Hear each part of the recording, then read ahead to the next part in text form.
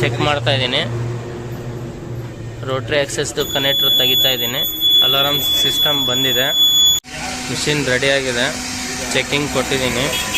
Pulse ಎಲ್ಲ okay ಇದೆ. ರೋಟ್ರಿಗೆ button ಹಾಕಿದ್ದೀವಿ. ನೀವು ಜಸ್ಟ್ ಇದು ಪ್ರೆಸ್ ಮಾಡಿದ್ರೆ ರೋಟ್ರಿ ಆನ್ ಆಗುತ್ತೆ. ಹೆಡ್ 1 ಆಫ್ ಮಾಡಬೇಕಾಗುತ್ತೆ. ರೋಟ್ರಿ ಆನ್ ಆಗುತ್ತೆ. ಆಮೇಲೆ ಅಲಾರಾಮ್ ಸಿಸ್ಟಮ್ ಆ್ಯಕ್ಟಿವ್ ಮಾಡಿದ್ದೀವಿ. ಆ್ಯಕ್ಟಿವ್ನ ಚೆಕ್ ಮಾಡ್ತಾ ಇದ್ದೀನಿ. ರೋಟ್ರಿ ಆಕ್ಸೆಸ್ದು ಕನೆಕ್ಟ್ರ್ ತೆಗಿತಾ ಇದ್ದೀನಿ. ಅಲಾರಾಮ್ ಸಿಸ್ಟಮ್ ಬಂದಿದೆ.